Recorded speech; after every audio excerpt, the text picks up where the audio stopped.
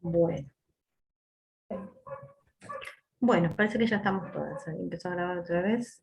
Todas las que estamos. No sé si es la misma que al principio. Pero bueno, a ver, entonces, ¿aportó algo esta lectura de fragmentos a la discusión que veníamos teniendo? ¿Qué contestaron respecto de si todos los fragmentos refieren o no a algún tipo de conocimiento? En el texto 1 hicimos como un punteo, porque nos Tienen que variamos en... voy a compartir pantalla, así lo tenemos todas, ¿sí? Tienen que así lo podemos ver en pantalla. Mm, Ese no es, profe. No, no, ya, eso es algo que les vamos a mostrar después. Ah. Acá, este. Claro, porque estaban estas Bien. consignas. Bueno, Claro, solamente lo de agrupar, no les dije, pero bueno, esto nosotros lo dimos para que lo hicieran con unos días de tiempo, como un trabajo práctico, pero acá es solamente para que enriquezca la discusión que teníamos. A ver, sí, las escucho. nosotros lo que pusimos como conocimiento que nos daba algo de un panorama de historia y antropología, porque historia porque la colonización fue un hecho real, y antropología, bueno, porque está hablando de una sociedad que ya no tenemos entre nosotros, así como estaba en esa época, si bien ahí es lo mismo. Sí, Lo pusimos sí. que era de divulgación masiva, porque lo suponemos que es de un libro, y lo avala el Sí, autor. sí, suponen bien. Esperen que lo estoy. No, no lo tengo acá a mano, pero bueno, sí, Fran Fano, Los Condenados de la Tierra, es un libro cuya lectura, por cierto, les recomiendo. Pensé que lo tenía acá en el escritorio, pero no lo tengo. Que es un clásico de la antropología, en realidad también, Una de las porque compañeras sí. lo googleó el nombre de la persona porque también no teníamos mucha idea, y bueno, que era un revolucionario psiquiatra, filósofo, escritor de los 60, de los 70, 60, y ahí es como... Fran Fanon ha fundado toda la línea de estudios de coloniales. Se puede conseguir como uno de los estudios de coloniales. Sí. Y justamente lo que trata de mostrar, explicamos un poquito de ese fragmento, es que el colonizador ve en el colonizado alguien prácticamente no humano, ¿no? Como despojado de todas las características positivas de lo humano, ¿no? Y esa forma de mirarlo le permite avanzar sobre él, ¿sí? En tanto no es considerado prácticamente un ser humano. Entonces, ¿les parece un texto que remite a un tipo de conocimiento científico, por lo que ustedes están diciendo, de las ciencias sociales? Sí. Bien, bien. ¿Todas coinciden? Sí, en nuestro caso, profe, en nuestro grupo, Sí. como que lo relacionábamos con epistemología que habíamos cursado, como que ciertas, así como enunciados, nos hacía pensar en lo que trabajamos en epistemología en el antiguo cuatrimestre. Y después, porque en epistemología, perdóname, ven las teorías decoloniales. sí, y también como que cuestionamos, o sea, nos enseñan a cuestionar qué es la verdad a través de la ciencia. Exacto, el problema de la verdad, sí, Claro. exacto. Pero bueno, no todas han cursado aquí epistemología, por eso nosotros Claro. tenemos que hacer Sí, también. éramos dos chicas en el grupo que más o menos lo habíamos relacionado, y después también buscamos el nombre del autor y nos aparecía que Bueno. era filósofo. Bueno, perfecto. Entonces, vamos al segundo. ¿Qué me dicen del segundo texto?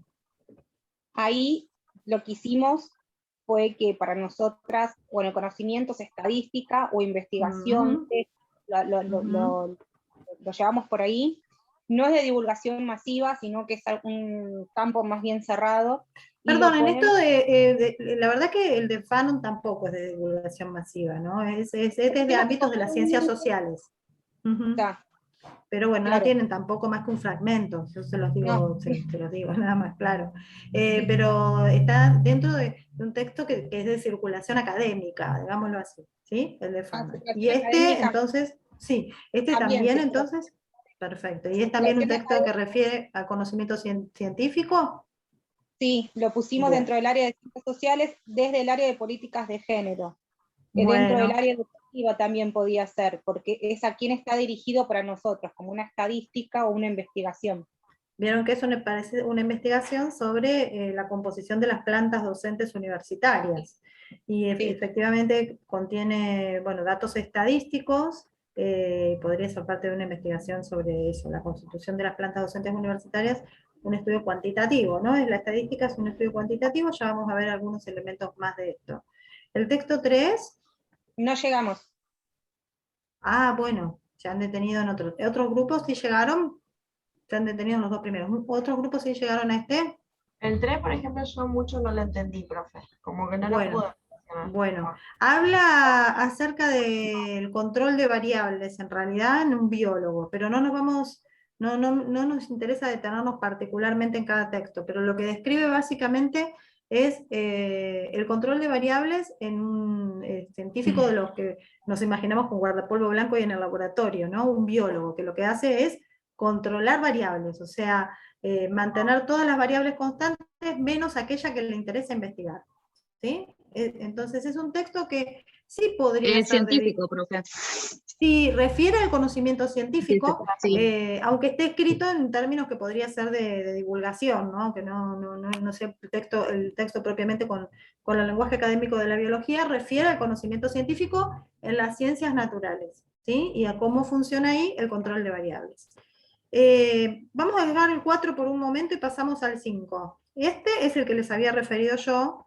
¿Por qué pasó al 5? Porque es también un proceso de control de variables, que es el que charlamos, el del bizcochuelo justamente, ¿sí? Sí. Pero en la vida cotidiana. Y ahí podemos, si miramos el texto del biólogo, el texto 3, y este texto 5, tenemos el mismo proceso, control de variables, ¿sí? En la vida cotidiana y en el trabajo científico, ¿no? Que es un poco lo que veníamos hablando en toda la primera parte de esta clase, de la confluencia de los tipos de conocimiento, o sea, de los elementos que tienen en común. Por ejemplo, el proceso de control de variables es un proceso típico del pensamiento humano, del modo de pensar humano, que se da tanto en la vida cotidiana como en la ciencia. Con lo cual, podemos retomar eso que decíamos en la clase pasada, de que la ciencia en realidad no es un conocimiento de naturaleza distinta o de naturaleza superior, porque comparte procesos de pensamiento con otras formas de conocer. ¿Sí? Vuelvo ahora sí al texto 4, no sé si alguien de algún grupo lo llegó a ver.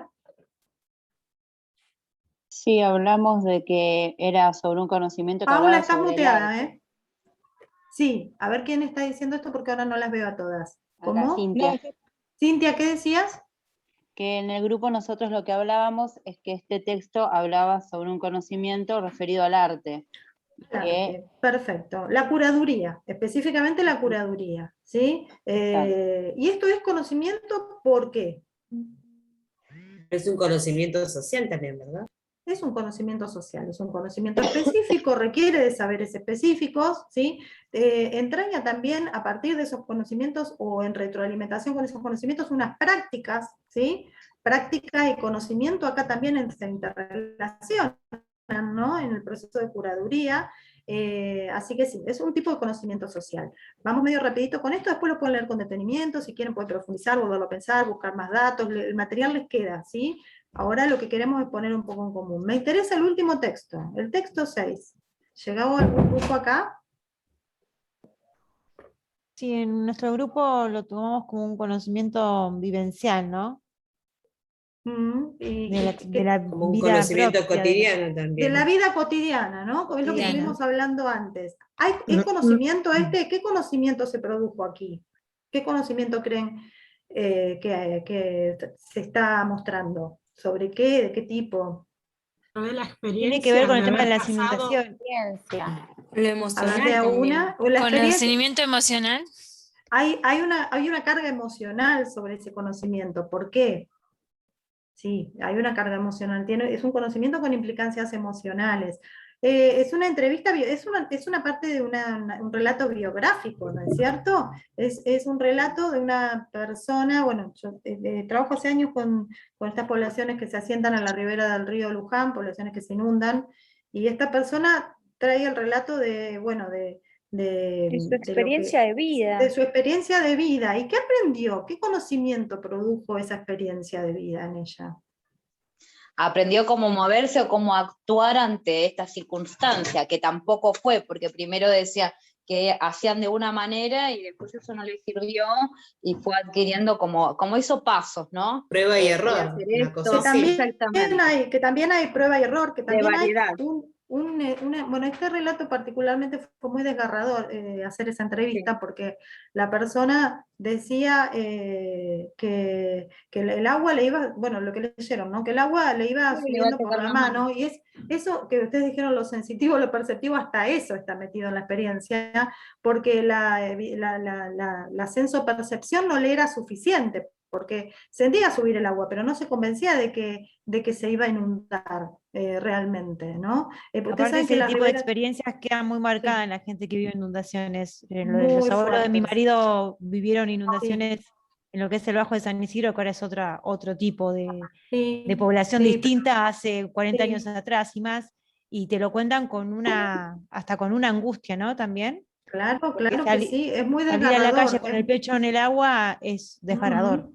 Es muy desgarrador. En particular este fragmento a mí siempre primero que hacer la experiencia fue muy fuerte, fue muy, muy así choqueante, porque hay varias cosas de mucho interés para analizarlo desde el punto de vista del conocimiento. Esa casa, esa persona, esa casa precaria donde yo hice esa entrevista, estaba cruzando la calle con el río Luján. Pero el río Luján en esa parte tiene unas barrancas muy altas, como no sé, 4, 5, 6 metros de altura, y a simple vista y en épocas normales, uno piensa que jamás el río podría subir tanto, ¿no? La experiencia no nos ayuda, no indica que eso podría pasar, porque el río ha tenido, se ha trabajado sobre las márgenes del río para canalizarlo en esa parte, y en un cierto momento eso alcanzaba para que no hubiera inundaciones, pero la construcción de countries, sin estudios de impacto ambiental en otros lugares de la cuenca, hace que eso no alcance, y cuando las inundaciones son realmente grandes, cuando llueve mucho, mucho, el río sube todos esos metros e inunda las casas circundantes con una velocidad que no se puede imaginar si uno no lo ha vivido. Entonces, lo que ella está narrando es esa experiencia terrible de estar pasándole, o sea, estar sintiendo incluso la sensopercepción involucrada, sentís que el agua sube por tu mano, por tu brazo, sigue subiendo, y no estás dando crédito a eso. Esa fue su primera experiencia. Y el fragmento relata cómo a partir de eso, que bueno, el relato es que tuvieron que salir ese día agarrándose de los dinteles con riesgo de vida, porque de la velocidad con la que subió el agua, y que después de eso desarrolló una serie de conocimientos sobre cómo manejarse, efectivamente, lo que ustedes estaban diciendo, en la situación de inundación. Efectivamente hay un conocimiento que, como les decía al principio, tiene mucho pragmático, utilitario, ¿no? Es útil para resolver problemas de la vida cotidiana, y no estamos reflexionando sobre ese conocimiento, sino que lo vamos construyendo en interacción con el contexto social, cultural, que nos toca estar insertos como actores sociales. Entonces, ese conocimiento, en ese sentido, los términos que ustedes emplean, vivencial, experiencial, tiene especial valor en la vida cotidiana, en el conocimiento cotidiano, que todos desarrollamos, ¿sí? Que todos nosotros, todas nosotras, desarrollamos, más allá de que en otros ámbitos, como decía alguien al principio, podamos desempeñarnos en el ámbito científico y seamos investigadoras y todo lo que ustedes quieran. El conocimiento de la vida cotidiana es otra esfera de nuestro saber, de nuestro conocer, que siempre necesitamos porque es el que nos permite manejarnos en la vida social. Dejo de compartir, ¿sí? Bueno, nos parecía que este ejercicio de los fragmentos muestra como, ya les digo, lo pueden después si quieren seguir trabajando, leyendo, pensando, pero que nos muestra un pantallazo de todas las áreas de conocimiento humano y de lo mucho que tienen en común. Entonces, después de ver lo mucho que estos tipos de conocimiento tienen en común, vamos a dar alguna noción para que quede anclada en la clase de hoy. O sea, más allá de todos estos factores que tienen en común, el conocimiento científico se caracteriza en su peculiaridad. Si algo podemos decir que tiene de peculiar, son justamente los modos de comunicación y de publicación de ese conocimiento, ¿sí? Tanto del proceso de producción de conocimiento como de sus resultados. O sea, las ciencias pautan, ¿sí? Norman, ponen normas sobre cómo debe ser realizada una investigación, y sobre cómo deben registrarse los procedimientos que se ponen en marcha, y también sobre cómo deben publicarse las conclusiones o resultados o productos del trabajo científico. Ese carácter público del conocimiento científico y ese carácter sistemático del registro del conocimiento científico lo pauta la propia comunidad científica.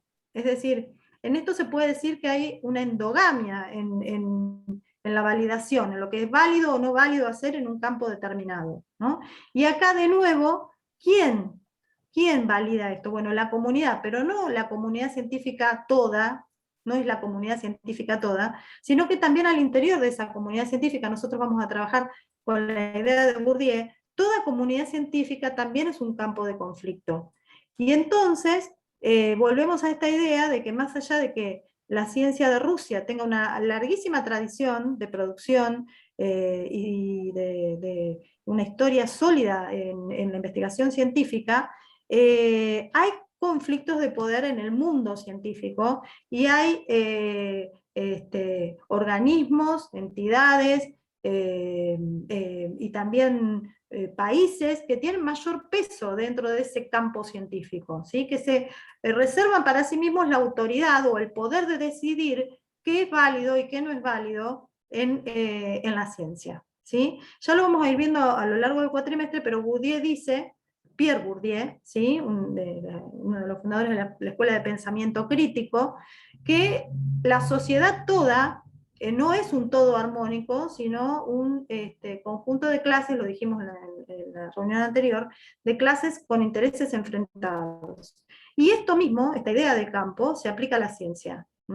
Entonces, son quienes detentan el poder dentro de la comunidad científica, quienes concentran mayor hegemonía, quienes funcionan como referentes en una disciplina o en un campo de investigación, quienes más posibilidad tienen de fijar estas normas. Carlos Borsotti, que bueno, ustedes van a recibir la bibliografía de esta asignatura, dice que la investigación o la metodología de la investigación tiene 4 patas en interrelación. Lo axiológico, que son los valores, la ideología, ¿sí?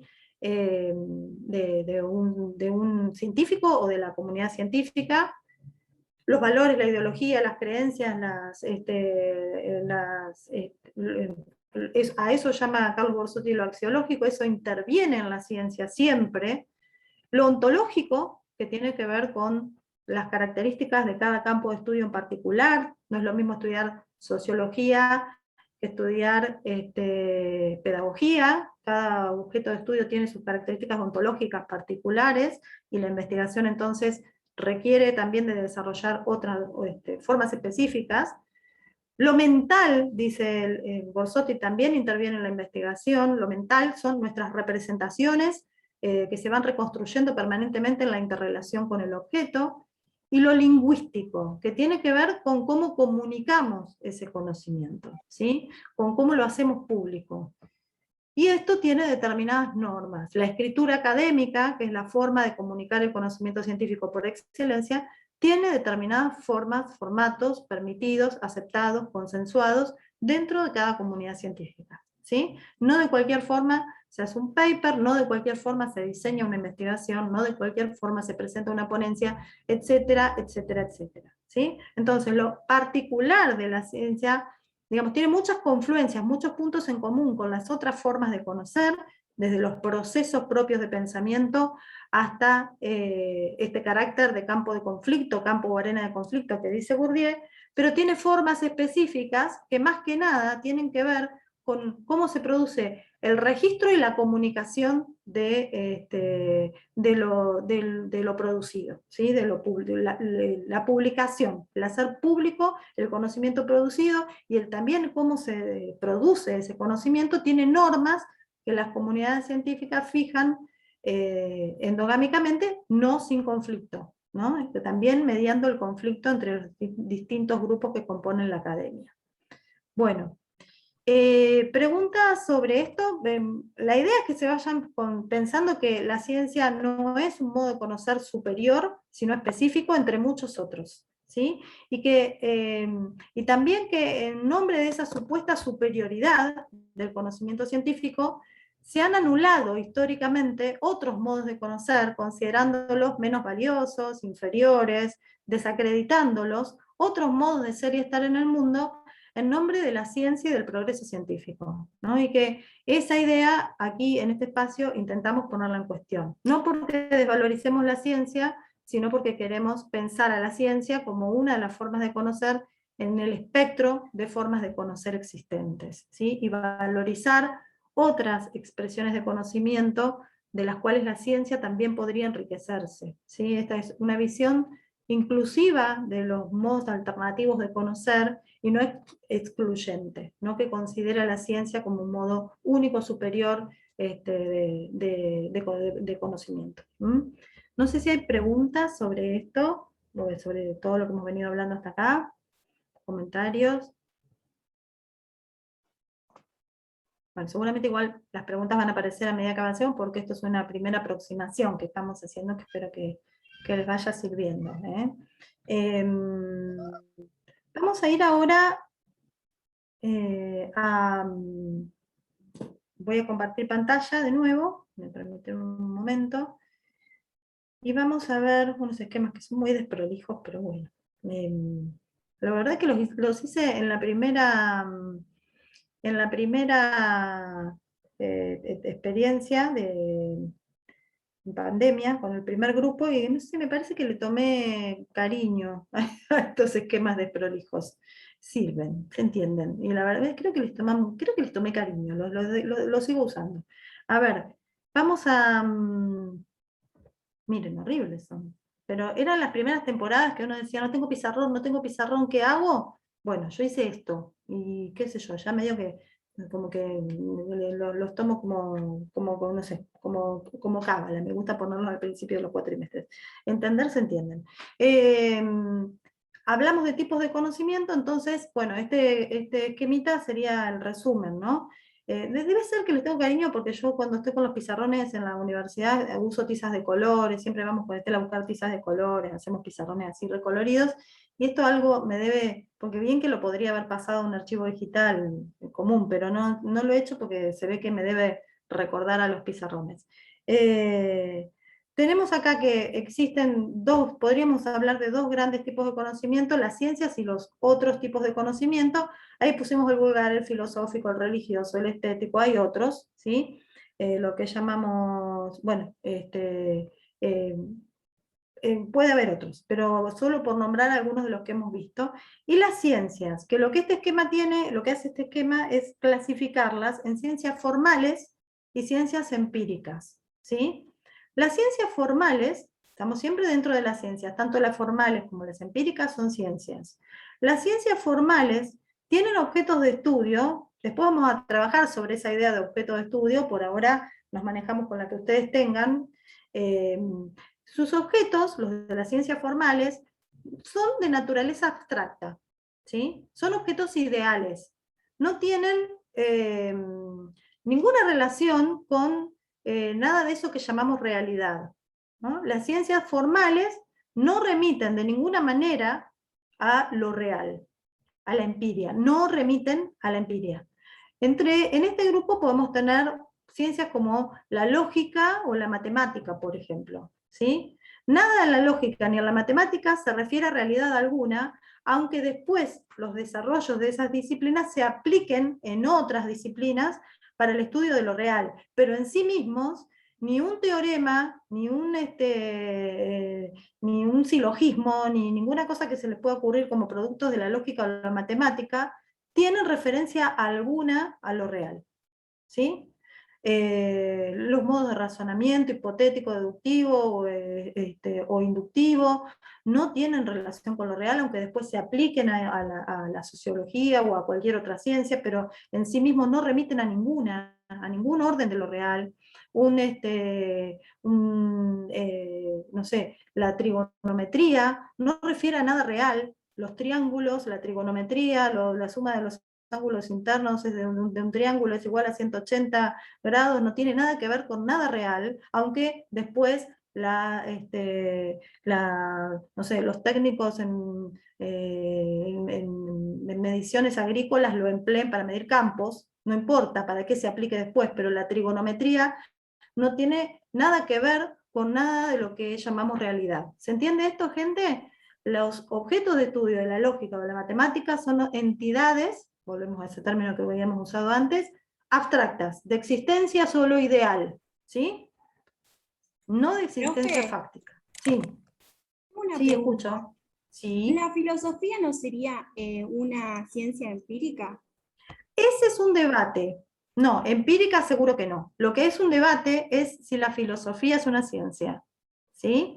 ¿Por qué? Porque en realidad la filosofía, yo ahí filosófico medio casi provocativamente, está muy bien que preguntes esto, lo puse en otros, fuera de la ciencia, ¿sí? Porque en realidad la filosofía es, ¿cómo decirte?, inespecífica, en el sentido de que se ocupa de lo que sería lo esencialmente humano, o la naturaleza de lo humano, pero no hace, digamos, no tiene objetos de estudio de la misma naturaleza que las ciencias formales ni las empíricas, ¿no? Es introspectiva, es reflexiva, pero su modo de construir conocimiento no es como el de las demás ciencias, ¿no? Es más que nada introspectiva y reflexiva, y se interroga permanentemente sobre la naturaleza de lo humano, sobre lo esencialmente humano, pero no tiene un objeto de estudio que pueda siquiera esbozarse, ¿sí? Entonces, es todo un debate, pero por eso la puse fuera. No sé si... ¿Pero no sería un conocimiento científico de la filosofía? No, por esto que te estoy explicando, pero es un debate, es un debate. ¿Por qué no? Porque no construye justamente un objeto de estudio definido, no construye un objeto de estudio. Se trata de una permanente interrogación sobre la esencia del humano. A veces se la considera justamente la madre de todas las demás ciencias, pero no una ciencia definida, ¿sí? Podemos hacer lectura sobre esto, ahora continúo, pero está buena tu pregunta. Por esto que te estoy diciendo la puse por fuera, ¿eh? Igualmente es un debate. En realidad la filosofía fue la madre de todas las ciencias, porque de ella se desprendieron todas las demás disciplinas científicas. Pero por eso mismo no tiene un objeto de estudio reconocible. La filosofía es el arte de la reflexión, más bien, es la reflexión y la interrogación permanente, sin terminar de constituir nunca objetos de estudio que sean reconocibles, o que se puedan definir de manera alguna. Entonces, igualmente lo que te estoy diciendo es objeto de debate, y no es este el lugar, pero algo podemos, si querés hacer algún tipo de lectura y traerla y charlarlo, lo podemos hacer, o bueno, sobre esto que te digo, seguirlo reflexionando, pero a mí me encantaría, pero nos vamos mucho de temas si profundizamos en filosofía en particular, ¿sí? Entonces, Bueno, vuelvo a lo que estaba diciendo antes. Las ciencias formales entonces no tienen objetos de estudio que hagan referencia a ningún recorte de lo real, ni siquiera tangencialmente, ¿no? Sus objetos de estudio son ideales, no son existencia solo abstracta. En cambio, las ciencias empíricas, sus objetos de estudio sí hacen referencia a algún aspecto o de alguna forma a eso que llamamos realidad, ¿sí? No vamos a decir que sus objetos de estudio son un recorte de la realidad, porque si no estaríamos teniendo una concepción, ¿cómo decirles? Una concepción positivista sobre la realidad. Ya vamos a ver, después les va a quedar más claro por qué digo esto, pero no es que es un recorte de lo real, la realidad es compleja y se presenta en un continuo, pero las ciencias empíricas hacen referencia a alguna faceta, algún aspecto, algún conjunto de aspectos de eso. Por ejemplo, un ecosistema, ¿sí?, no tiene una existencia tal como la teoría lo define, pero esa teoría, la de los ecosistemas, hace referencia a lo que llamamos realidad, en este caso a la realidad natural. Entonces, los objetos de las ciencias empíricas sí hacen referencia a lo que llamamos realidad. Y acá tenemos dos grupos de ciencias, que son las ciencias naturales y las ciencias sociales, ¿sí? O sea que tanto la biología, la física, la química, por un lado, que son ciencias naturales,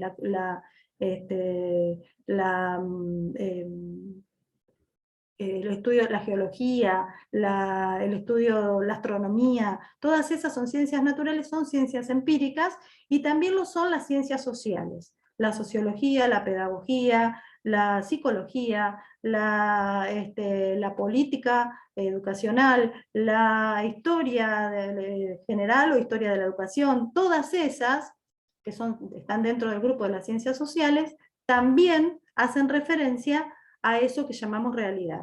Si tienen un objeto de estudio que no es de existencia ideal, sino de existencia real, de existencia empírica, ¿sí? Después vamos a dar toda la discusión de esto de la realidad y la relación con la realidad. El problema de las ciencias empíricas, entonces, voy a pasar a otra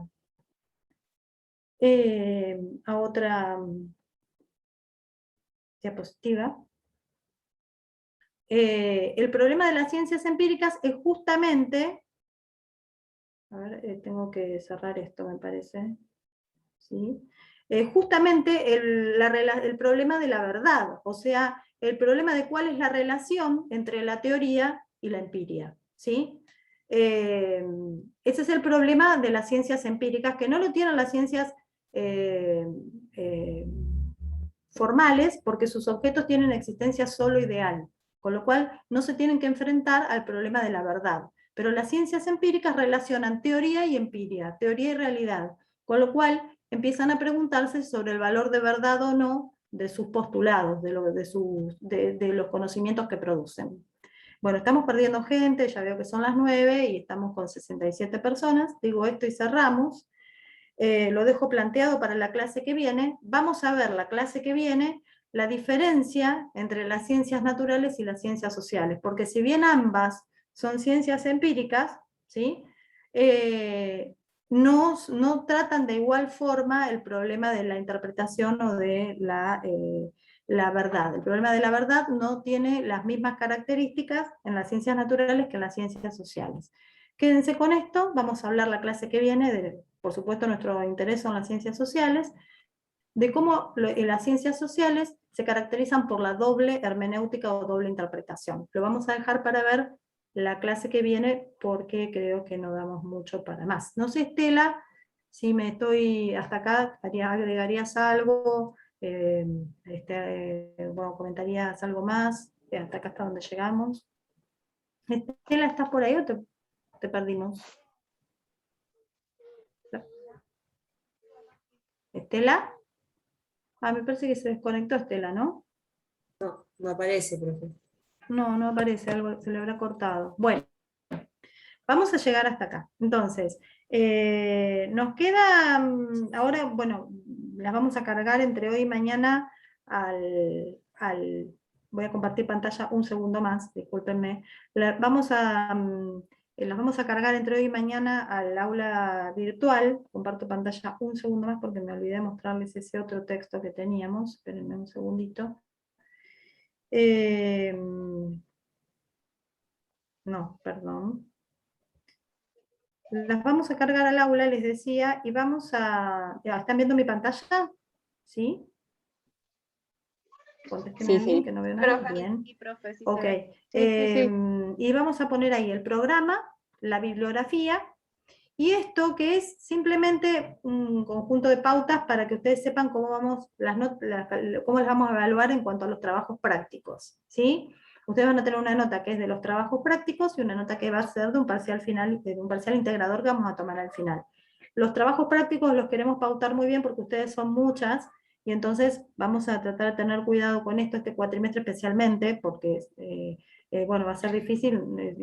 Nosotros nos queremos comprometer con una evaluación de la mejor calidad posible con ustedes y son muchas. Entonces, bueno, les queremos presentar esto, que es, bueno, cómo vamos a valorar los trabajos prácticos de metodología de la investigación, que va a ser en base a esos 5 ejes que están ahí, ¿sí? O sea, a nosotros nos va a interesar en los trabajos prácticos qué tanto ustedes toman en cuenta los contenidos, obviamente que se trabajan en las clases y los contenidos que presenta la bibliografía, que también se han comprendido esos contenidos, qué aportes originales o reflexiones propias ustedes se introducen a los trabajos prácticos, el grado de desarrollo de esos trabajos prácticos, que puede ser muy distinto, eso también lo vamos a tener en cuenta, qué tan elaboradas son las respuestas, el trabajo que evidencia ese trabajo práctico, y la presentación, claridad y que lo hayan entregado en tiempo y forma. Y en cuanto a esto, les queremos decir que va a ser muy importante que los entreguen en fecha, porque Estela va a estar haciendo un seguimiento de los trabajos prácticos, y ella tiene que tener el tiempo de poder leer.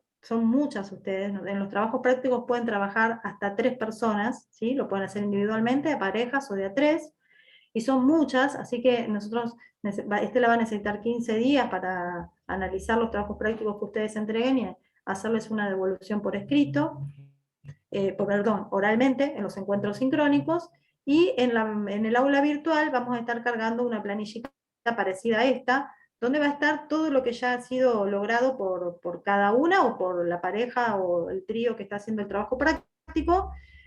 Para el TP1 y TP2 vamos a tener 2 trabajos prácticos. Van a ser observaciones cualitativas, ¿no? No le vamos a poner nota a cada trabajo práctico, sino que van a tener un aprobado o desaprobado considerando los 2 trabajos prácticos, ¿sí? El aprobado implica un 7 en los trabajos prácticos, porque lo que estamos buscando en esta situación excepcional de la virtualidad es simplemente que ustedes hayan cumplido con los trabajos prácticos y les asignamos un aprobado que sería un 7, ¿sí? Esa va a ser la primera nota de ustedes, en caso de estar los 2 trabajos prácticos evaluados positivamente, y la otra nota es de el parcial integrado. Esto lo vamos a estar colgando también en la página, se los quería mostrar para que, bueno, para presentárselos y que ustedes sepan de qué se trata. Todavía no mandamos las consignas de ningún trabajo práctico, eso va a ser recién la semana que viene.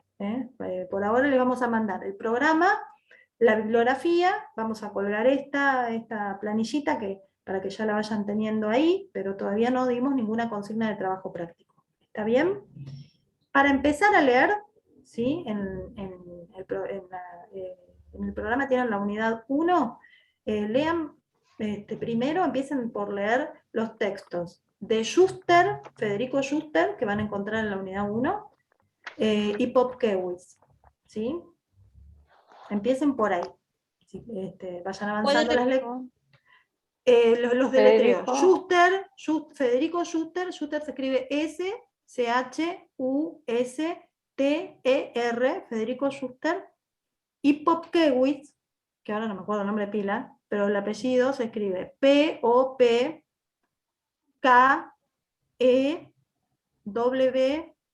y latina T y Z, Popkewitz, ¿sí? Bueno, la bibliografía que les vamos a mandar está zipeada, o sea, comprimida. Para poder abrirla la tienen que descargar, chicas, ¿saben? Y tienen que tener el programa zip, Bueno.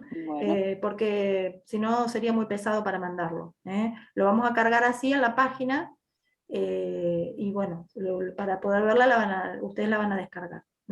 Bueno, van a recibir la noticia de que están incorporadas, van a poder entrar al aula virtual, las vamos a cargar en lo que queda de la semana, y subiremos todo esto, ¿sí? Bueno. Estos 2 textos ya leídos para el miércoles, profe. Vayan leyendo. Nosotros con los textos nunca decimos ténganlos leídos para el miércoles, porque el miércoles vamos a preguntar sobre textos, no. Esa no es nuestra forma de trabajo. Le vamos indicando la bibliografía que acompaña lo que hemos estado viendo, ¿sí? Lo que nosotros damos en las clases no está en la bibliografía así. Nosotros no nos apegamos a un texto, sino que nos basamos en textos y también hacemos aportes propios. O sea que lo que damos en las clases sincrónicas, en los teóricos, digamos así, no es la bibliografía, ¿no? Entonces, la bibliografía acompaña de alguna manera lo que nosotros hemos estado trabajando en las clases. Entonces, cuando les damos indicación de la bibliografía, no es porque las clases siguientes le vamos a preguntar sobre esa bibliografía, no. Es para que ustedes vayan acompañando lo que vemos en las clases sincrónicas con la bibliografía, porque con lo que vemos en las clases sincrónicas solamente no alcanza, y tampoco alcanza solo con leer. Son ambas instancias, y la idea es irlas llevando de una manera integralmente coherente, digamos, ¿no? Que vayan acompañando lo que vemos en clase con las lecturas. Sobre esa lectura nos puedan ustedes traer las preguntas, lo que quieran, lo que necesiten preguntar, profundizar, etcétera. Y entonces está bueno que no se atrasen para que tengan esa posibilidad de preguntar también sobre la bibliografía y de ir enriqueciendo lo poco que uno puede decir acá, porque bueno, la verdad que lo que uno puede decir acá es siempre limitado y más en estas condiciones. ¿Mm? Bueno, gente, hasta acá llegamos por hoy.